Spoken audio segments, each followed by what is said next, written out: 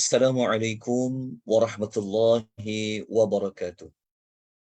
Alhamdulillahi rabbil alamin wassalatu wassalamu ala asyrafil anbiya'i wal mursalin wa ala alihi wa sahbihi ajma'in amma ba'd.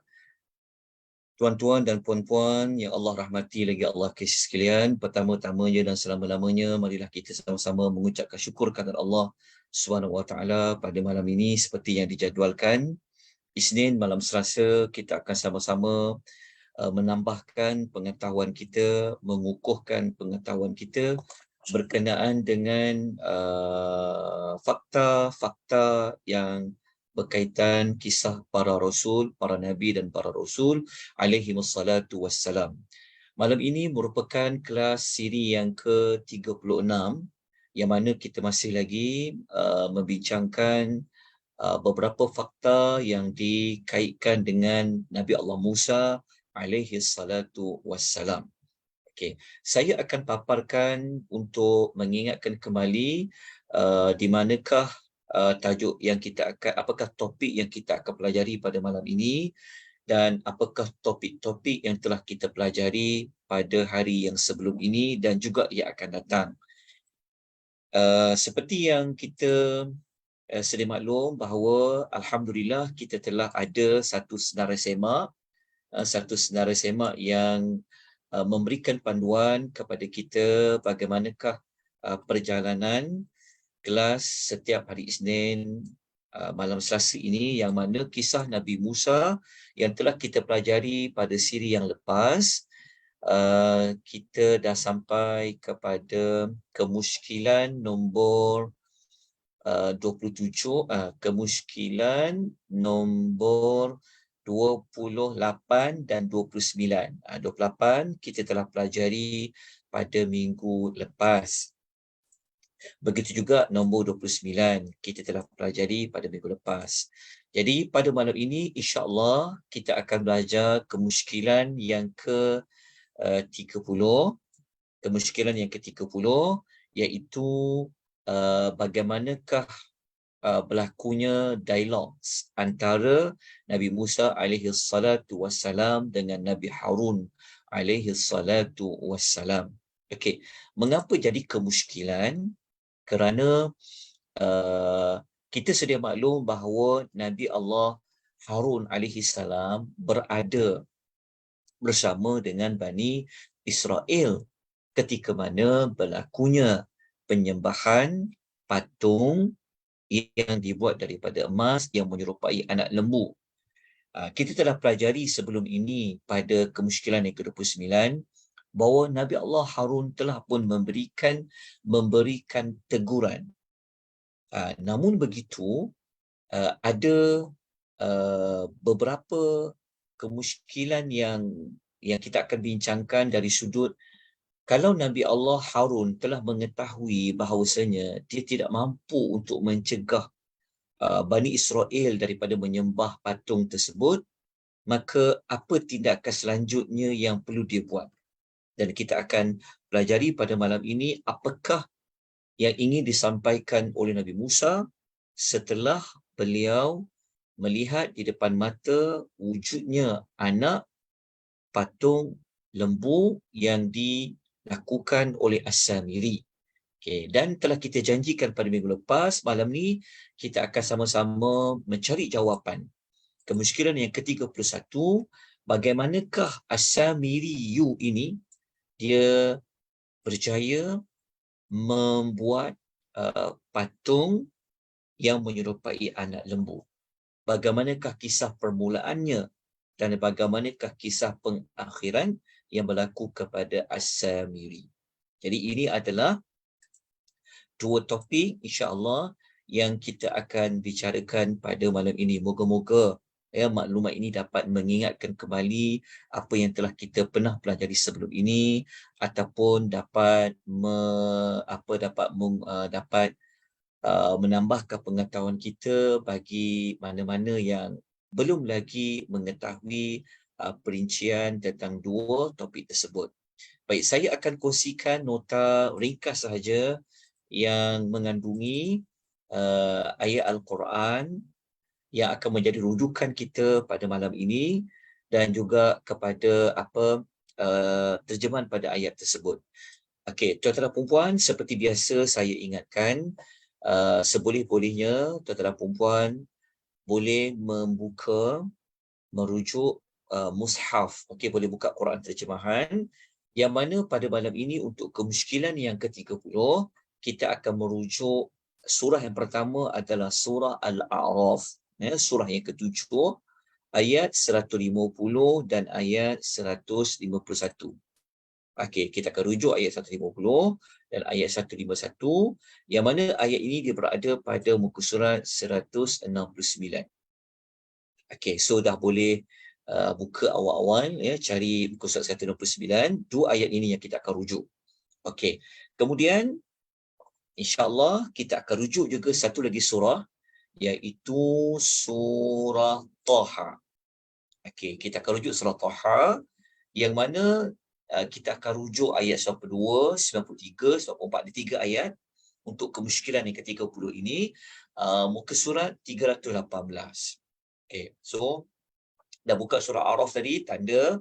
Lepas tu kita akan rujuk ke juga maklumat di dalam surah Taha, surah yang ke-20, muka surat 318. Okey, 2 surah saja yang kita akan rujuk. Saya cuba tengok ada tak surah lain dalam kemusykilan ke-30 ni. Okey, tak ada. Kita akan rujuk 2 surah saja. Jadi saya harap tuan-tuan dan puan-puan sudah pun bersedia untuk mengikuti perbincangan ilmiah kita pada malam ini, yang mana kita akan sama-sama merujuk terlebih dahulu maklumat yang terdapat di dalam surah Al-A'raf. Okey, surah Al-A'raf ayat 150 dan 151. Okey, ayat ini Allah Subhanahu wa taala berfirman, okey, a'udzu billahi minasyaitonir rajim, walamma raja'a Musa ila qaumihi ghadbana asifa qala bi'sa ma khalaftumuni min ba'di a'ajiltum amra rabbikum وألقى الألواح وأخذ برأس أخيه يجره إليه قال ابن إن القوم استضعفوني وكادوا يقتلونني فلا تشمت بي الأعداء ولا تجعلني مع القوم الظالمين. Okay. Terjemahan ayat ini, yang mana separuh daripada ayat ini sebenarnya telah pun kita pelajari pada siri yang lalu. Tapi kita baca kembali, yang mana Allah SWT berfirman pada ayat yang ke-150 dalam surah Al-A'raf. Dan apabila Nabi Musa kembali kepada kaumnya maknanya setelah beliau menerima kitab Taurat, selepas 40 malam, kemudian beliau menerima kitab Taurat, kembali Nabi Musa kepada kaumnya dengan perasaan yang sangat marah, dengan perasaan yang sangat sedih. Lalu dia berkata kepada kaum dia, Bani Israel, amat buruklah apa yang telah kamu lakukan sepeninggalanku. Okay, kita tahu Nabi Musa telah pergi meninggalkan kaumnya. Okay, naik ke bukit Tur Sina bermunajat selama 40 malam. Tetapi kita pun sedia tahu sebelum ini kita telah belajar bahawa Nabi Musa telah meninggalkan saudaranya Harun untuk memimpin mereka. Okay. Lepas tu Nabi Musa alaihissalam berkata lagi, mengapa kamu terburu-buru? Okay. Terburu-buru ni maksudnya kenapa mereka tak sabar menanti kepulangan Nabi Musa menerima kitab Taurat. Tu yang Nabi Musa bengkak sangat tu kan. Dia marah sangat tu. Kan. Kemudian Nabi Musa dengan perasaan yang sangat marah dan sangat sedih, dia telah mencatatkan lau-lau itu. Ini telah kita kupas. Selepas itu, Nabi Musa, dia telah memegang kepala saudaranya iaitu Harun sambil menarik ke arahnya. Cuba kita bayangkan bagaimana marahnya Musa ni. Okey, sebab ni benda mungkar ni. Ni benda mungkar. Dan kita tahu kalau perkara mungkar, kita boleh marah. Bukan semua marah ini tak boleh. Tapi kalau benda tu dah mungkar, buat pula patung, kan, syirik besar, kan. Jadi Nabi Allah Musa ni, dia tarik rambut macam kepala saudaranya Harun. Maksudnya dia pegang rambut Nabi Allah Harun depan sekali, yang bahagian depan tu, sambil dia tarik ke arah dia, ke arah Nabi Musa. Okey. Kalau tuan-tuan, kalau kita belajar, kalau kita baca ayat ni, nampak macam ganasnya Musa ni. Betul tak? Ush. Orang macam kita tengok, garangnya Musa ni. Kalau kita lihat dari sudut dakwah, macam bukan tak kena lah, macam tak manis kan cerita Nabi Musa ni, kan. Kenapa dia tak berlemah lembut ke, kan, dia nak tegur orang, nak tanya soalan. Tuan-tuan, kita kena faham situasi Nabi Musa ni dengan Nabi Harun bukan orang luar, tapi ni kan dia beradik. Kita kena letakkan adik-beradik. Jadi kalau dengan adik-beradik ni, dia tak sama macam kita dengan orang luar. Jadi Nabi tambah lagi perkara mungkar. Jadi dia macam benda ni jadi dia taklah jadi macam apa kita kata apa, Nabi Allah Musa dia berkeras dengan adik-beradik dia sendiri, Harun. Dia tarik pada ke arah dia. Kemudian Nabi Musa alaihi salatu wassalam, dia berkata, wahai anak ibuku. Okey, yang ini sebenarnya tuan-puan ya, ayat yang kita nak baca ni, wahai anak ibuku ni, dia dah masuk ayat, kejap, dia dah masuk kepada ayat yang sama, 150. Okey, ayat 150 ni, Nabi Allah Musa ni dia, Nabi Allah Harun, dia memberikan justifikasi. Tapi dekat ayat ni dia tak menerangkan dengan lebih lanjut apa dia dah buat. Cuma dia berkata wahai anak ibuku. Kenapa Nabi Harun dia meminta belas kasihan Nabi Musa? Sebab Nabi Musa kan kita tahu kan, tarik rambut dia. Lepas tu Nabi Harun ni, cara dia nak melembutkan perasaan Nabi Musa, cara dia nak minta Nabi Musa ni tolonglah berlembut dengan dia, kan, walaupun dekat adik-beradik. Jadi dia guna nama mak dia. Dia kata wahai anak ibuku. Kenapa Nabi Harun dia tak kata wahai anak bapaku? Dia guna nama mak ni soalan macam dia kata, maknanya kalau guna nama mak ni, kita kan tahu kan, kalau sebut je pasal mak kita, ibu kita, kita akan jadi macam lembut lah. Kalau kita kata, kalau kita jual nama ayah, mungkin tak selembut kalau jual nama mak. Kita kata, jadi Nabi Harun gunakan teknik itu. Dia kata, wahai anak ibuku. Maksudnya dia kata, mak engkau, mak aku.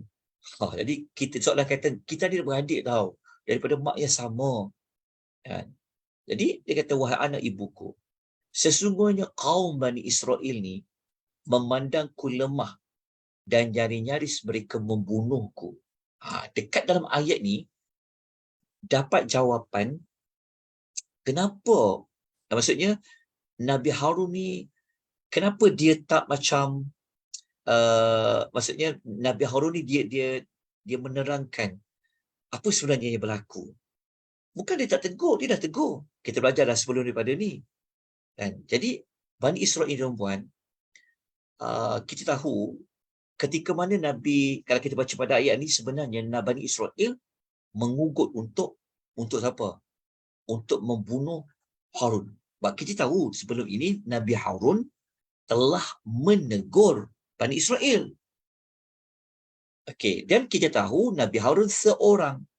Bani Israel ada berapa kabilah masa tu?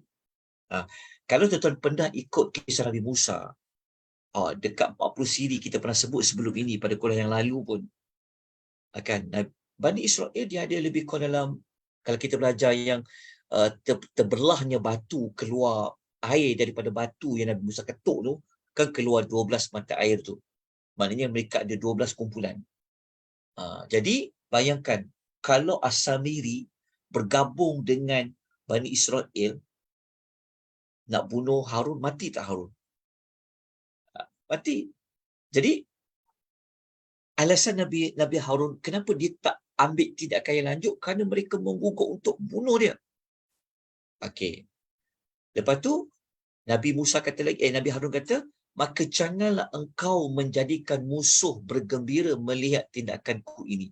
Maksudnya Nabi Harun kata, kalau kau tarik rambut aku macam ni, kau duduk ugut aku macam ni, kan nanti Bani Israel itu akan macam mereka macam sukalah, kan kau nampak seperti marah kepada aku. Sebab apa? Sebab sebelum ni pun Bani Israel memang mereka mengugut Nabi Harun.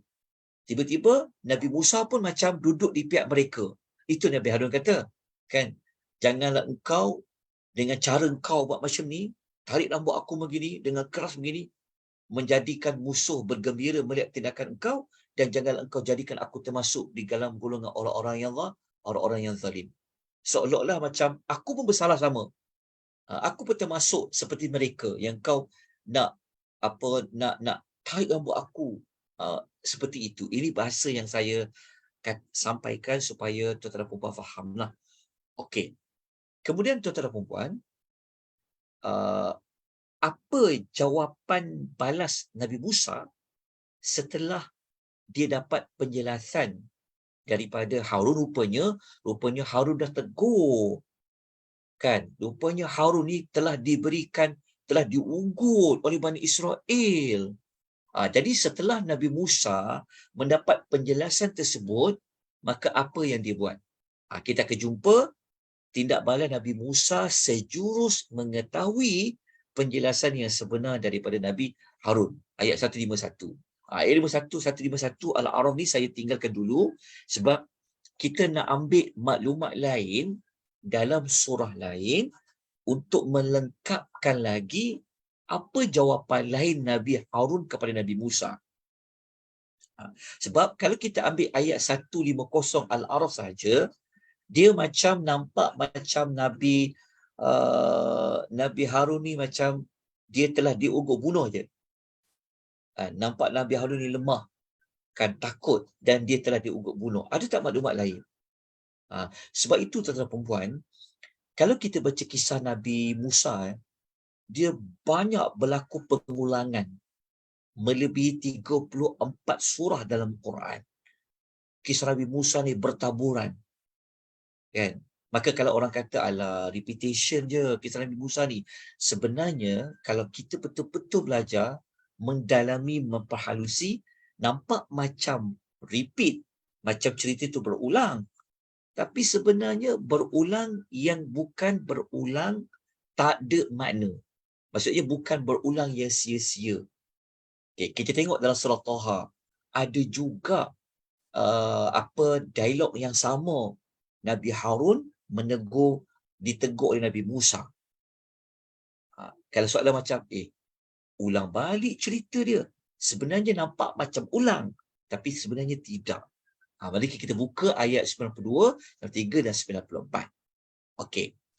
Kalau kita baca pada ayat 92, Nabi Allah Musa dia berkata kepada Harun. Qala ya Harun. Musa berkata, wahai Harun,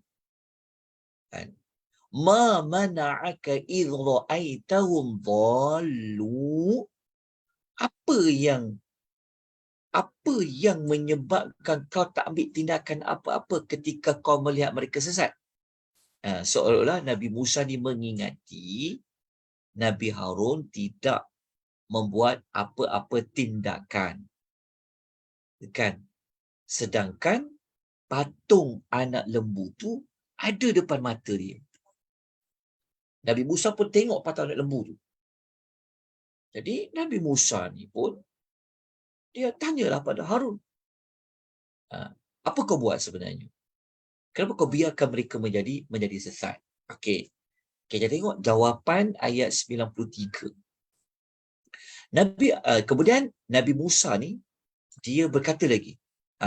Yang ini bukan daripada Nabi Harun, tapi Nabi Musa dia kata, "Alla tattabi'an, tidakkah engkau mengikutku? Afa'asaita amri, adakah engkau ingkar akan suruhanku?" Okey. Ni kita kena faham baik-baik ayat ni. Kalau kita baca ayat ni, ada dua perkara yang Nabi Musa ni dia persoalkan dekat Nabi Harun. Ayat 93. Dia kata, pertama kita tengok kan, dia kata, kenapa kau tak ikut aku? Satu. Yang kedua, kenapa kau ingkar akan suruhanku?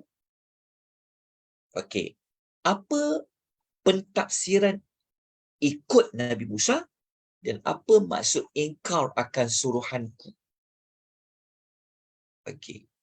Jadi, kalau kita nak tahu, maknanya ayat ini seolah-olah menunjukkan Nabi Musa pernah berpesan sebelum dia naik ke Gunung Tursina tu, dia ada pesan sesuatu kepada Harun. Sebab itu Nabi Musa ungkit kembali. Kenapa kau tak ikut aku? Ikut ke mana? Dalam bab apa? Kenapa tak ikut suruhanku? Okey, jadi kita kena cari balik ayat yang sebelum ni. Kenapa yang Nabi Musa pesan ni? Kita kena patah balik kepada nota yang sebelum ini. Kita kena patah balik sekejap. Okay, saya cari kat mana ayat dia. Kita tengok ya. Okey. Kita akan jumpa dia dekat surah Al-A'raf ayat 142 muka surat 167. Ayat ni kita dah baca pada kelas siri 34. Kalau tak silap saya, 2 minggu yang lalu. Okey. Yang mana surah Al-A'raf ayat 142 ni Nabi Musa kata apa kepada Nabi Harun? Dia kata, wa qala Musa li akhihi, dan berkata Nabi Musa kepada saudaranya Nabi Harun. Okey. Dia kata gantikanlah aku fi qaumi. Okey, dalam memimpin kaumku. Dia kata engkau ganti aku. Sepanjang nak naik ke Gunung Tursina tu, kau kena ganti aku untuk memimpin Bani Israel. Dia panggil kaumku, iaitu kaum Bani Israel lah. Wa aslih. Nabi Musa kata apa? Perbaikilah. Perbaiki itu punya tegur, bagi nasihat. Okey. Wala tattabi' sabilal mufsidin. Dan janganlah engkau menurut jalan orang yang melakukan kerosakan. Maknanya Nabi Musa pesan begini. Pertama dia kata kau kena ganti aku. Yang kedua, kau kena perbaiki mereka. Perbaiki itu maksudnya tegur mereka, dakwah mereka, bagi nasihat kepada mereka. Okey. Ketiga, Nabi Musa kata apa? Kalau berlaku perkara buruk, dosa, maksiat, kau jangan ikut macam diorang. Okey, Nabi Musa pesan. Okey. Jadi, daripada ayat ini,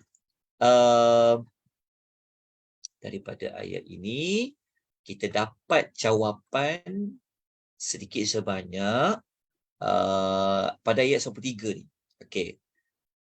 Kalau kita baca tafsir ayat, maksudnya begini. Nabi Musa ingat Nabi Harun seperti tidak memenuhi pesanan dia supaya memperbaiki, bagi nasihat. Tapi kita telah belajar sebelum ini tak, Nabi Harun telah sampaikan. Okey.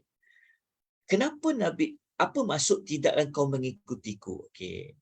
Kalau saya baca dalam tulisan kajian Dr. Salah Abdul Fattah Al-Khalidi dalam kitab Mawaqiful Anbiya, Nabi Musa ni sebenarnya dia nak kata, kalau kau dah tahu mereka tu tak boleh nak ubah dah, kan, mereka sampai ugut kau bunuh, kenapa kau stay kat situ juga? Maksud dia macam tu. Maksudnya kita tahu Nabi Musa kan duduk juga dengan Bani Israel pada ketika itu. Jadi sepatutnya Nabi Harun dia dah tahu Bani Israel tak makan saman lah, kita kata kan. Degil sampai ugut nak bunuh dia kan. Kenapa nak duduk kat situ lagi? kenapa tak pergi cari Nabi Musa naik ke Gunung Tusina? Itulah yang diperkatakan oleh Nabi Musa kepada Nabi Harun. Okey. Jadi Nabi Musa mempertikaikan tentang itu. Seolah-olah macam kalau Nabi Musa duduk kat situ juga, dia nampak jadi macam, kenapa kau tak keluar ke tempat yang orang tak buat maksiat? Kenapa kau duduk ke situ juga? Setelah kau tahu tak boleh dah tak boleh nak ubah. Okey. Kita tengok ayat yang lanjutnya. Apa jawapan Nabi Harun? Okey. Tuan-tuan, kita kena letak kedudukan kedua-dua insan yang mulia ini, mereka adalah Nabi dan juga Rasul. Okey. Jadi apabila kita letak kedudukan mereka ini Nabi dan Rasul, dia akan kembali kepada Allah yang telah memilih mereka untuk menjadi Nabi dan Rasul. Sudah pasti Allah mengetahui kredibiliti, karakter, akhlak, imannya para Rasul yang Nabi pilih. Tapi kita kena letakkan juga, Nabi Musa dengan Nabi Harun juga adalah manusia. Kan, tentu ada tindakan mereka ini yang kita kata apa, yang kurang tepat.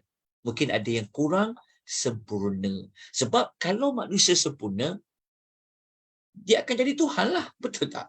Logiknya kita, yang sempurna hanya Allah. Jadi sudah terpasti, selain daripada Allah, tentu ada kekurangan.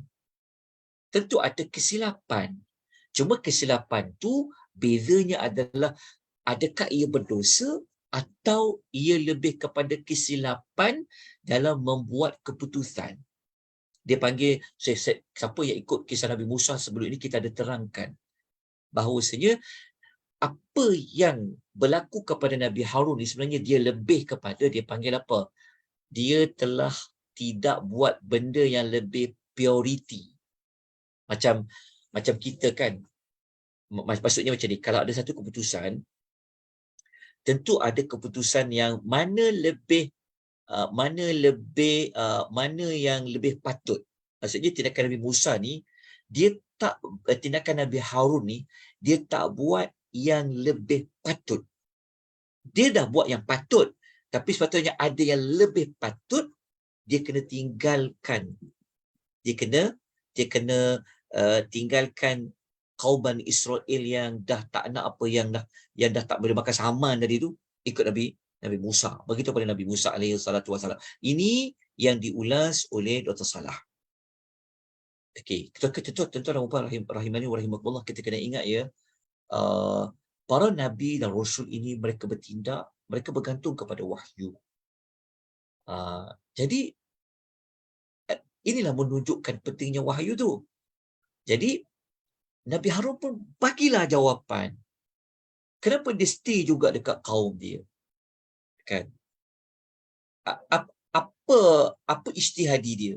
Kita kena tuan-tuan, kita kena tahu bahawa zaman dulu mana ada telefon. Patutnya boleh telefon kan? Boleh WhatsApp. WhatsApp kan? Sekian aku kena buat ni.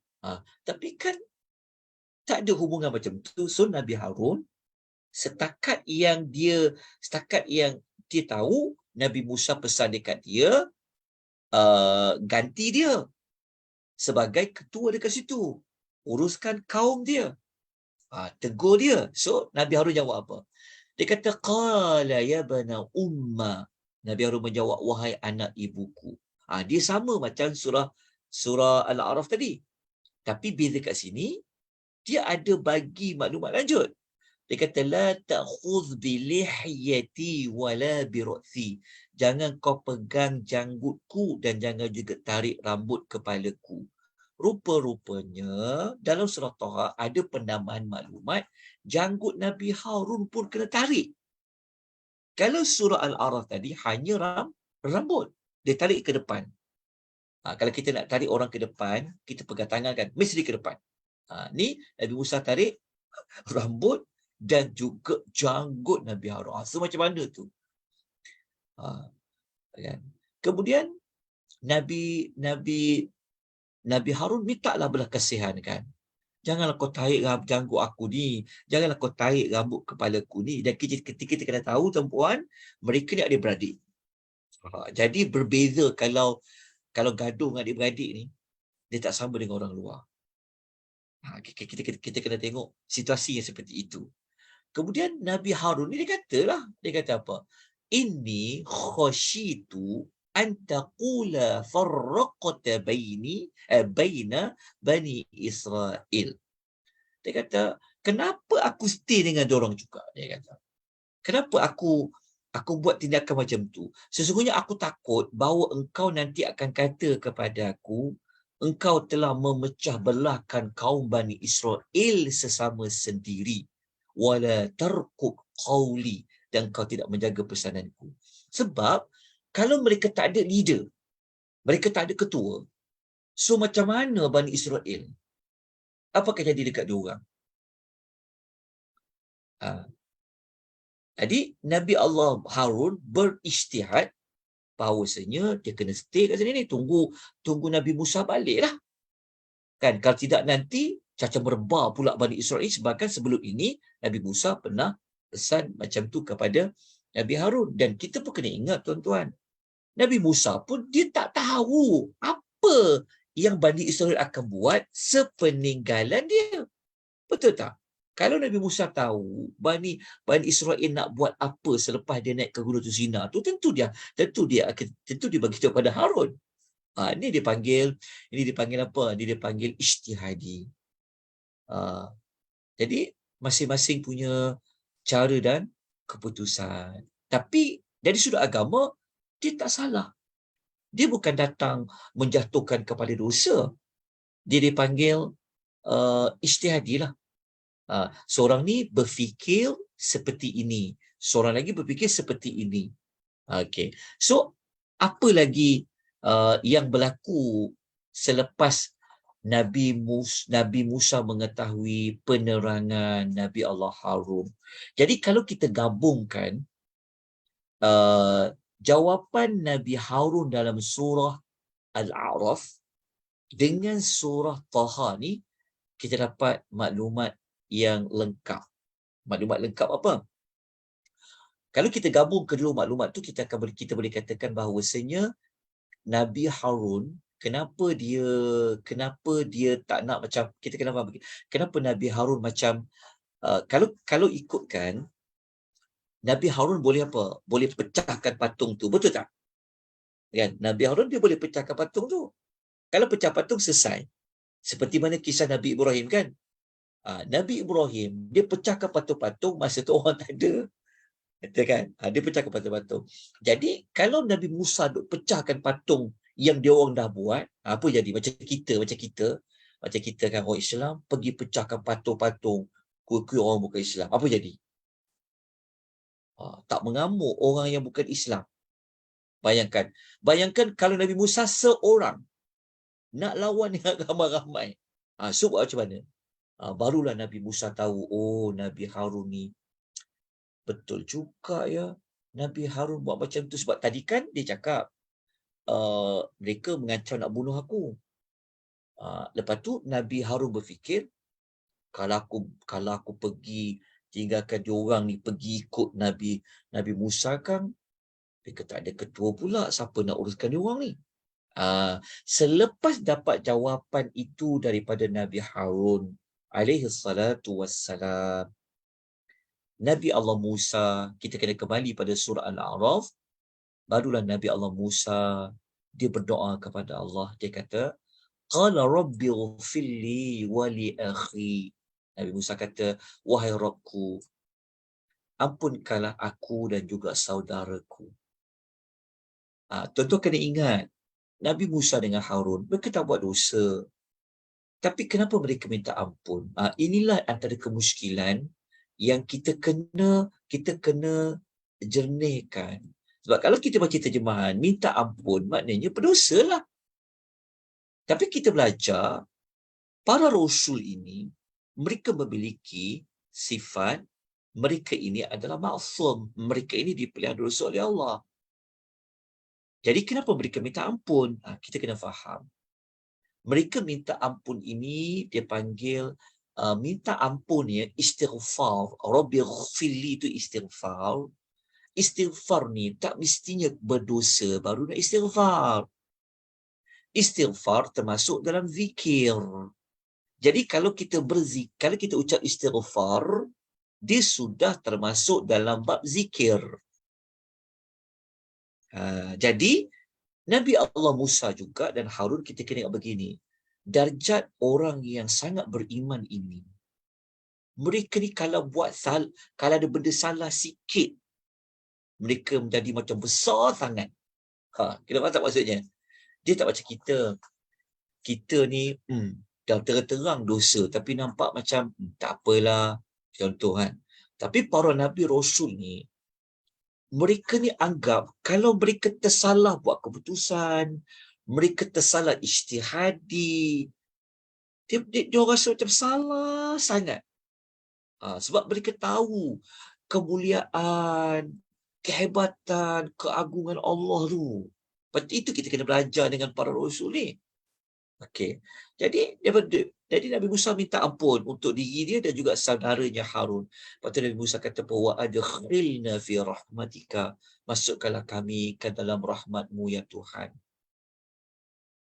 Wa anta arhamur rahimin. Engkaulah sahaja yang maha pengasih daripada segala yang lain. Okey. Maka terungkailah kemusykilan yang ke-30. Okey.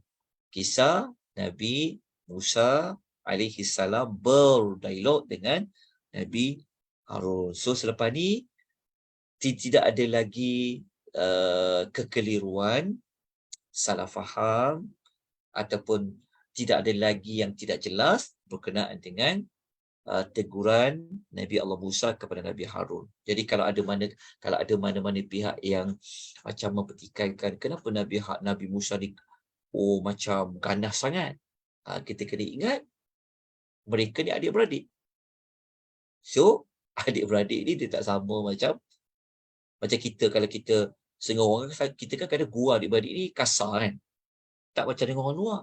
Kat situ dah boleh meleraikan mana-mana nampak macam kisah Nabi Musa ni macam nampak macam ada sedikit tercemar lah kan kredibiliti dia, tapi kita telah rungkaikan. Lepas tu pula, kenapa Nabi Musa dia tak nak pecahkan jalan patung tu?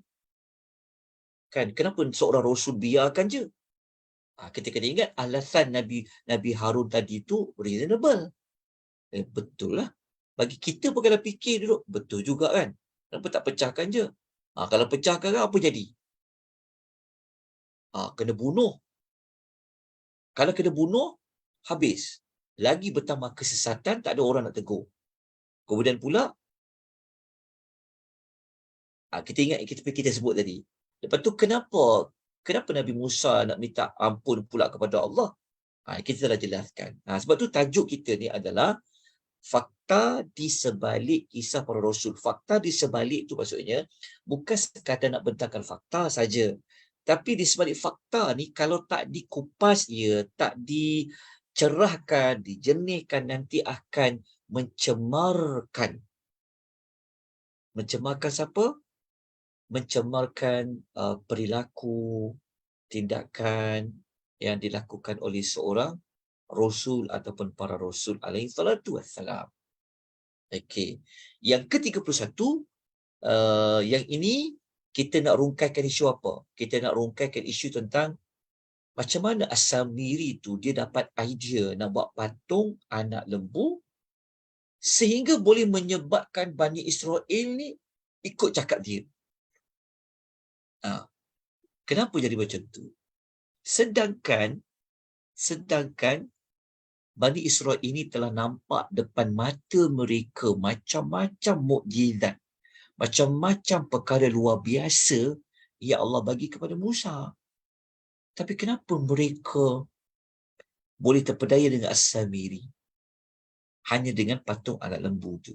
Okey, mari kita bicarakan dia pada malam ini. Okey, pertama kena dapatkan dulu rujukan ayatnya kat mana. Okey. Pertama, tuan-tuan kena rujuk surah Toha. Kita tengok dalam surah Toha, surah yang ke-20, ayat 85, 86, 87. Muka surat 317. Okey, cuba buka Quran terjemahan. Tu kalau setiap hari Senin, tuan-tuan bersiap-siaplah dengan Quran terjemahan. So nanti boleh tanda, tulis berapa hari bulan. Nanti waktu kita baca Quran, oh kita jumpa, oh ni tanda ni, kenapa aku tanda ni? Oh ni dah belajar dulu kelas hari apa. Jadi biar Quran kita tu adalah sikit, dia punya conteng-conteng dia tulis. Kita rasa macam Quran ni kita guna dia. Ataupun kita boleh letak tagging ke, apa-apa note lah. Okey, ayat 85 hingga 87. Kemudian kita tengok ayat lain, dapatkan dulu ayat dia terlebih dahulu. Kemudian kita kena rujuk dalam surah Al-A'raf, surah yang ke-7, ayat 168. Ambil satu ayat saja untuk kemusyrikan 31 ni, muka surat 167. Muka surat 167. Okey, dah jumpa. InsyaAllah saya yakin kita sempat mencarinya. Lepas tu kita letakkan nama surah, nombor ayat, nombor muka surat. Baris dia kita tak letak. Baris 1 ke, baris 2 ke. Okey. Satu lagi ayat, saya rasa macam ada 3 saya buat. Oh tak ada, 2 saja, maafkan saya. 2 saja. Okey. Sebenarnya kenapa saya tak nak bagikan nota ni pada tuan-puan? Sebenarnya ni bukan nota pun tuan-puan. Ni sebenarnya ayat Quran. Saya letak je dalam PowerPoint. Lepas tu terjemahan. Sekadar nak paparkan ayat dengan terjemahan. Lepas tu rasa segan sangat nak kongsi kepada tuan-puan. Macam tak ada apa-apa pun. Nak tulis nota tu pun macam malu nak bagi. Ni kan nota ni. Ni sekadar copy paste je ayat Quran dengan terjemahan. Okey.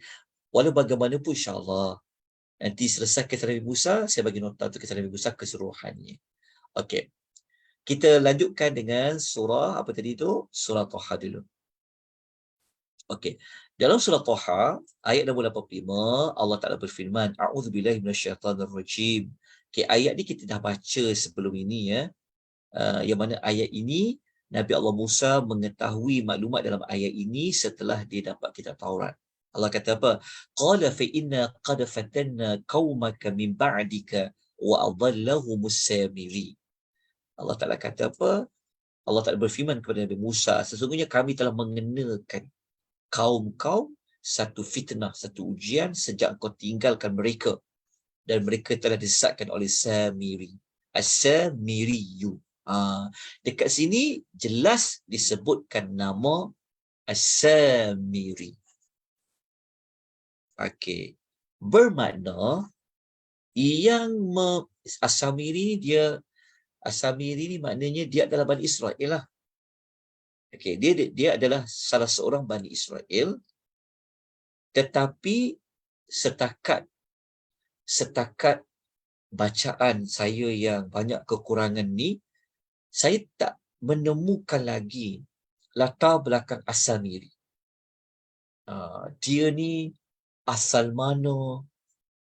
Dia ni sebenarnya siapa? Tak ada. Quran tidak menceritakan walaupun sepotong ayat tentang Samiri, latar belakang dia. Tak ada.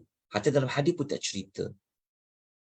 Okey, jadi tak dapatlah kita nak menceritakan tentang latar belakang biografi As-Samiri. Cuma kita tahu Quran kata dalam ayat 85 surah Toha, Bani Israel telah disesatkan oleh Samiri. Maknanya Samiri ni dia adalah influencer lah. Dia influencer yang bawa kepada kejahatan. Sehingga Bani Israel menjadi follower kepada As-Samiri. Okay. Kemudian, apa lagi yang berlaku? Kita kena lanjutkan pada ayat nombor 86. Kita dah baca dah pada minggu lepas. Ni ayat 86 ni adalah dialogs antara Nabi Musa dengan Bani Israel. Okay, kita lanjutkan dengan ayat nombor 87. 87 pun kita telah baca. Belum lagi, 87. 87 ni adalah jawapan balas Bani Israel setelah Nabi Musa menegur mereka. Okey, mari kita lihat. Apa jawapan Bani Israel? Qalu, mereka berkata, ma akhlafna maw'idaka bimalkina. Dia kata, kami ni sebenarnya tak mungkin janji pun. Tak mungkin janji dengan kau pun, wahai Musa. Dengan kemahuan kami sendiri. Maknanya, Bani Israel ni, dia cari alasan. Dia kata, kami buat patung, kami ikut Samiri ni, sebenarnya bukan sebab kemahuan kami, dia kata. Okey. Kita kena baca lagi sampai habis sebab tak tahu cerita sebenar dia. Okey. Lepas tu mereka kata, walakinna, akan tetapi, ummilna awzaram min zinatil qaum. Dia kata, tetapi kami ni sebenarnya telah disuruh membawa beban-beban daripada perhiasan kaum itu. Okey. Perhiasan kaum itu maksudnya apa? Maksudnya begini. Kalau tuan-tuan mengikuti ataupun pernah membaca, mendengar, Bani Israel ini sebenarnya semasa mereka keluar melarikan diri dari Mesir, nak pergi seberang laut tu, sebenarnya mereka bawa juga harta-harta Firaun, harta-harta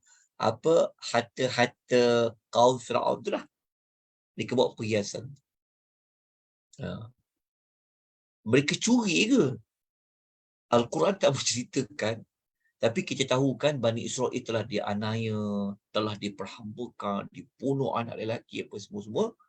Jadi ia wallahu a'lam bagaimana bentuk dia, tapi mereka bawa barang perhiasan tu, emas ke perak ke, mereka bawa.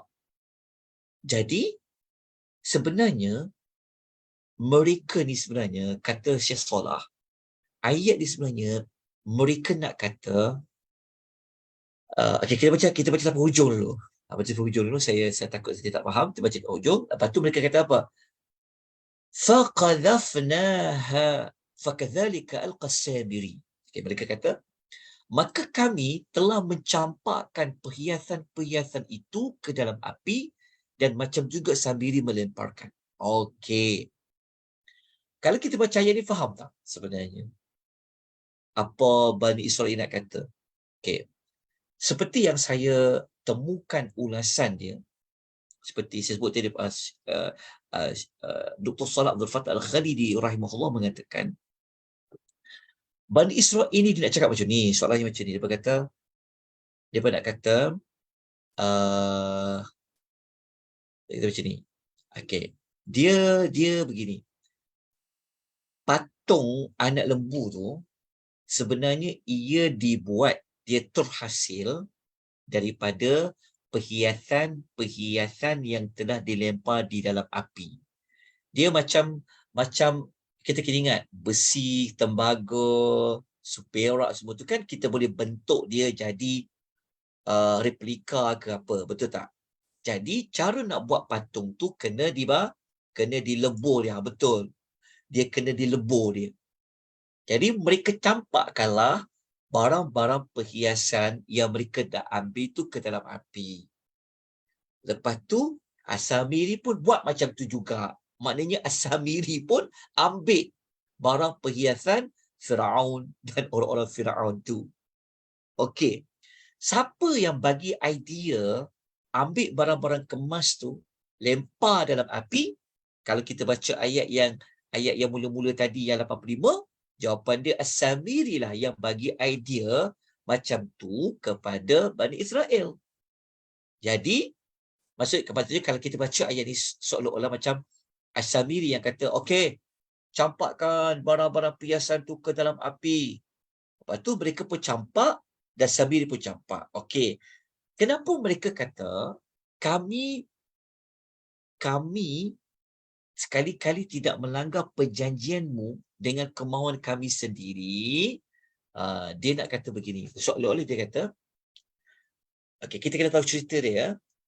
Mereka ni sebenarnya seperti hendak membersihkan dosa mereka, mengambil barang perhiasan Firaun dan sebagainya. Okay, kita faham.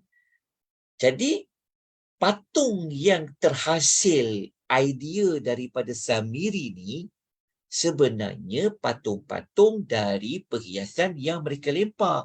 Mereka lempar barang kemas tu dalam api seolah-olah macam mereka macam nak tebus dosa mereka lah.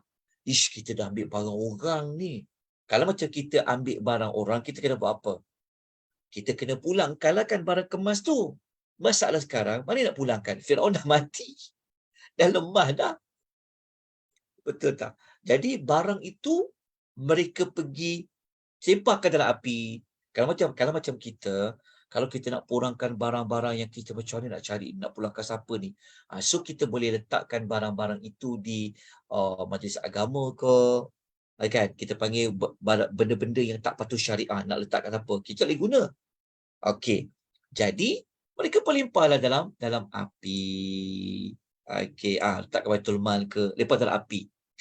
Jadi hasil mereka duk ingat, Bani Israel duk ingat, barang-barang kemas pada asalnya mereka lempar dalam api itu seperti nak menebus dosa mereka. Tapi As-Samiri itu dia mengambil kesempatan daripada barang kemas yang telah dimasuk dalam api, boleh dileburkan tadi itu, jadilah anak patung. Jadilah patung berbentuk anak lembu. Okey.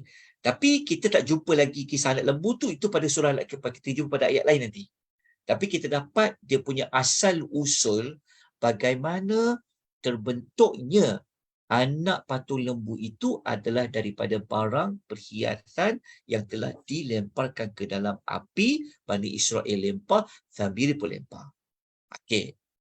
Jadi kalau kita fikir logik macam, boleh terima juga alasan Bani Israel ni. Okey, tapi sebenarnya salahlah. Kita tengok pada ayat berikutnya. Okey, sekarang ni harap faham dulu. Macam mana asal usul punca dapatnya patung anak lembu tadi tu. Okey, kalau dah faham, kita lanjutkan lagi. Okey, kita lanjutkan sikit lagi. Okey. Kemudian fa'akhraja lahum ijlan. Kemudian Samiri mengeluarkan untuk mereka daripada perhiasan yang mereka lebur tadi, apa dia? Ijlan. Ijlan tu seekor anak lembu. Perkataan ijl. Kalau tuan-tuan pernah mempelajari kisah Nabi Ibrahim, kan Nabi Ibrahim dia pernah menjamu para malaikat yang datang rumah dia dengan ijl. Itu seekor anak lembu, yang mana anak lembu itu jasadan, bertubuh, berjasad.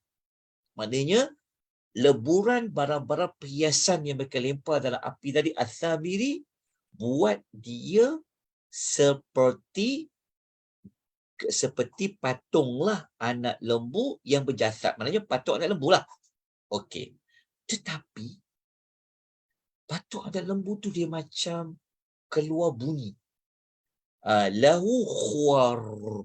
Lagi bersuara. Okey. Jelas ya? Okey. Kemudian faqalu. Mereka berkata ni sebenarnya juga adalah daripada kata-kata Samiri juga. Mereka kata apa? Selepas patung anak lembu tadi tu siap, jadi mereka kata, hadza ilahukum. Oh, inilah Tuhan. Maknanya mereka tu termasuk Samiri. Maksudnya Samiri kata apa? Inilah Tuhan kamu. Anak patung lembu ni sebenarnya Tuhan kamu. Wa ilahu Musa fanathiya. Dan patung anak lembu inilah Tuhan bagi Musa. Tapi Musa telah terlupa. Maknanya Samiri nak kata apa? Mereka nak kata, Hafiz Samiri kata apa? Soalan kata apa? Lah Musa tu dia pergi susah payah naik gunung tu Sina tu kenapa? Sebenarnya Tuhan dia ni, Tuhan yang kat dekat kita ni. Ni, anak, seekor anak lembu. Yang keluar suara daripada barang perhiasan ni. Inilah patutnya Tuhan kita dan Tuhan Musa. Tapi Musa dah lupa. As-Samiri telah menyesatkan Bani Israel. Okey. Jelas tuan-tuan? Okey. Kemudian, kenapa dia keluar suara? Nanti kita akan tengok lagi perbahasan dia. Okey. Kemudian, ini adalah jawapan Nabi Musa. Ini adalah jawapan Nabi Musa. Setelah Setelah Nabi Musa bertanya, kan tadi kita kan mula-mula Nabi Musa tanya kan pada ayat sebelumnya, kau ni tak sabar-sabar, kenapa nak langgar janji ni untuk taat? Lepas tu kan Bani Israel dia bagi alasan. Lepas tu, lepas Nabi Israel berdialog bagi mempertahankan mereka tak bersalah, kan? Hasil daripada mereka nak menebus dosa kesalahan tu, tiba-tiba jadi patung anak lembu yang dibuat oleh Samiri tadi. Okey. Lalu Nabi Musa kata apa pada mereka? Nabi Musa kata apa? Afala yarawna alla yarji'u ilaihim qawlan wa la yamliku lahum dharran wa la naf'a. Apakah mereka tak nampak bahawa patung itu tak dapat menjawab perkataan mereka dan tak berkuasa mendatangkan bahaya atau memberi manfaat kepada mereka? Soalan macam Tuhan kata apa? Lah tu kan patung. Patung tu kalau panggil, dia tak ada jawab. Patung tu kalau kita buang ke dia, campak ke dia ke kan, patahkan dia ke pijak, patung tu tak boleh tumbuk kita pun, tak boleh bagi kesan mudarat kepada kita apa-apa pun. Dia patung. Okey, boleh faham tak buat ayat ni? Ya Allah nak terangkan kepada tentang kesesatan Bani Israel. Okey. Kalau kita cari lagi maklumat, macam mana Samiri mendapat idea membuat seekor patung anak lembu? Mana dia dapat? Mana dia belajar? Kalau kita tengok sejarah, kan dekat Mesir kan ada patung-patung. Kita tengok kan cerita-cerita purba Mesir kan. Kepala Firaun pun tengok kan. Sebenarnya kan Bani Israel telah lama menjadi hamba. Duduk dekat bumi Mesir tu kan tiap hari mereka dapat patung. Mesir tu kan banyak patung. Jadi hasil daripada mereka yang dah lama terbayangkan patung-patung tu, itulah idea yang Samiri dapat. Kan tidak, macam mana Samiri ni dia boleh buat idea reka bentuk, mana ada mold, mana ada bentuk nak buat patung tu kan. Jadi daripada apa yang mereka telah lihat selama ni ketika mana mereka menjadi hamba kepada Firaun. Okey. Kenapa keluar suara? Iyalah, dia sebenarnya patung tu tak bersuara pun. Dia bukan hidup. Tapi ialah kan kita faham kan, apabila patung tu ada rongga, mungkin angin lalu datang bunyi. Macam kita kan. Macam kita kan kalau macam kita ada macam kulit kerang ke apa-apa kan, kalau kan angin datang kan macam berbunyi keluar kan. Bunyi kita pun dengar macam suara orang je. Padahal itu adalah suara yang kedengaran setelah angin bertiup dan sebagainya kan. Masuk kepada benda-benda yang berongga. Itu tak ada patung tu. Tapi Bani Israel ni, ya Allah, dia ikut juga apa kata As-Samiri. Okey. Kemudian kita nak dapatkan lagi maklumat apa Nabi Musa buat kepada Samiri. Tadi Bani Israel yang cakap bahawa mereka tak salah. Apa yang mereka buat tu adalah untuk kita dah jelas tadi tu kan. So saya tak perlu ulang balik. Kita terus ke ayat 95. Nabi Musa pun pergilah kat Samiri pula. Maknanya As-Samiri pun ada kat situ. Maknanya patut seekor patut lembu pun ada kat situ. Lalu Nabi Musa kata apa? Qala fama khatbuka ya Samiri. Musa ditanya kat dia. Sekarang apa alasan kau wahai Samiri? Kenapa kau buat macam tu? Kenapa kau influence dia orang ni? Apa jawab Samiri? Ayat 96. Qala basartu bima lam yabsuru bihi faqabattu qabdatan min atharir rusul. Samiri pun menjawab, macam mana dia boleh buat patung anak lembu sampai macam seperti mengeluarkan suara. Okey. Samiri jawab, aku mengetahui apa yang tidak diketahui oleh mereka. Samiri nak kata apa?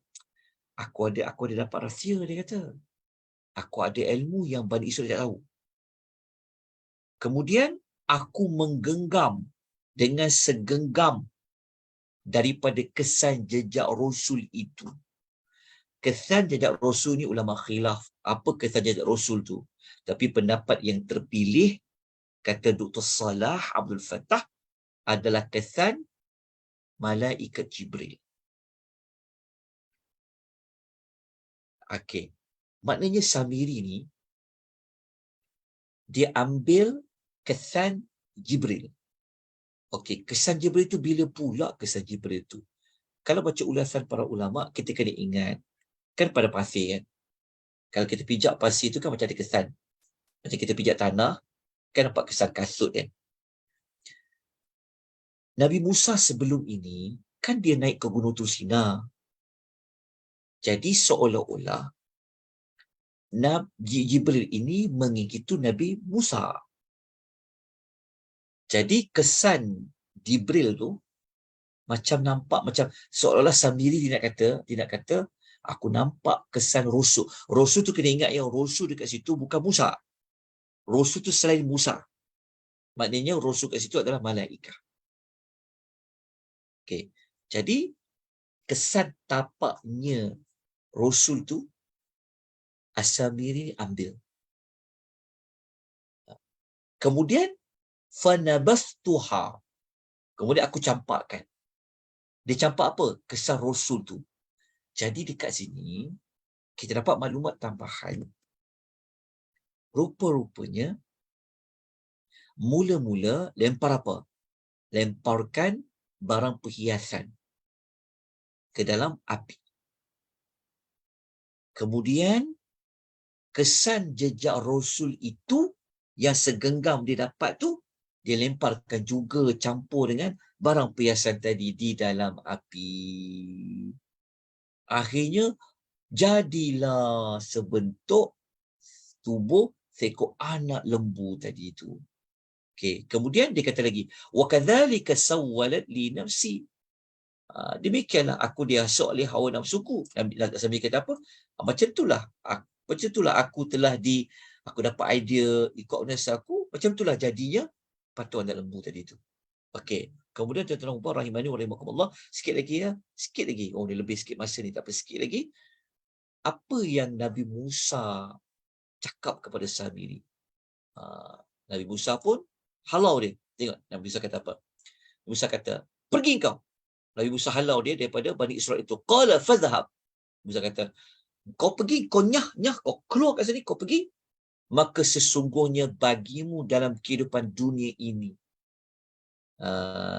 Jadi ini maksudnya Nabi Musa kata apa? Kau pergi, engkau ni sebenarnya tak ada apa-apa pun. Engkau tak ada kelebihan apa-apa pun. Kan? Sesungguhnya di hari akhirat engkau akan dihukum oleh Allah. Kau tak akan terlepas daripada azab. Lepas tu Nabi Musa kata apa? Sekarang kau tengok. Lihat Tuhanmu. Lihat Tuhanmu yang engkau nak sembah tu. Maksudnya Musa kata apa? Kau tengok. Okay. Musa kata, kau tengok sekarang patung anak lembu yang kau buat, yang kau sembah tu, sesungguhnya kami akan bakar dia balik semula. Maksudnya kalau bakar tu, jadi lebur lah balik. Betul tak? Kan? Kemudian, kami akan hamburkan yang leburan tadi tu ke dalam laut. Maknanya Nabi Musa nak buktikan bahawa sebenarnya dia bukan Tuhan. Dia patung je yang korang buat dia. Kami akan bakar balik semula dan kami akan ambil dia habunya, apa leburan-leburan tadi, letak ke dalam laut. Okey. Kemudian tuan-tuan perempuan, apa jadi kepada Samiri? Wallahu a'lam tuan-tuan. Jawapan dia, Allah tak beritahu kat kita apa yang berlaku kat Samiri. Tapi yang pasti Samiri telah dihalau keluar dari kelompok Bani Israel. Dia mati dibunuh ke Wallahu a'lam. Yang tu saya tak tahu jawapan. Jadi kesimpulan dia adalah dari mana Samiri itu datang, macam mana watak dia boleh muncul, dia ni siapa, macam mana penghujung hidup dia, wallahu ta'ala alam. Tidak diberitahu oleh Allah melalui fakta ayat Quran dan juga ahli Nabi sallallahu alaihi wasallam. Itulah kemusykilan yang dapat kita rungkaikan dengan kita merujuk ke semua ayat ada kaitan dengannya. Wallahu ta'ala a'lam. Maknanya ada lagi tak patung anak lembu tu? Kalau ikut ayat tu tak adalah, telah dibakar oleh Nabi Allah Musa alaihi salatu wassalam. Ya salam. Okey, ada apa soalan tuan-tuan perempuan? Jelas ke? Boleh ikut? Ada apa-apa maklumat tambahan? Kalau apa yang saya cerita ni agak berbeza dengan apa yang kita pernah pelajari, boleh kita kongsi sama-sama. Kalau ada mana-mana kesalahan pun boleh betulkan saya. Sama-sama kita belajar. Okey, ada apa-apa ke? Ada soalan dekat AB tak? Dekat AB ada soalan tak, Kak? Tak ada, Ustaz. Tak ada, Okey, kalau tak ada, kita jumpalah insya-Allah. Besok akan ada 2 kelas ya. InsyaAllah esok kita ada kelas petang. Ya, anjuran jemaah Ahsanul Amalah, kita akan belajar tadabbur surah An-Naba, siri yang ketiga, insya-Allah jam 3 petang. Manakala 3 petang. Lepas tu malam kita sambung siri kedua, belajar kitab Taurat. Kita akan belajar kitab Taurat siri yang kedua Selasa malam Khamis. Okey, mudah saja, link Zoom, meeting ID ke password semua sama untuk minggu-minggu yang berikutnya. Wallahu ta'ala alam. Jazakumullahu khair. Terima kasih banyak pada tuan-puan kerana bersama-sama dengan saya kita berkongsi maklumat. Moga-moga apa yang sebelum ini agak tidak terang dapat dijelaskan, apa yang muskil dapat dijernihkan. Kita sudahi dengan tasbih kafarah dan suratul Asr. Subhanakallahumma wa bihamdika, asyhadu an la ilaha illa anta, astaghfiruka wa atubu ilaik. Wal 'asr.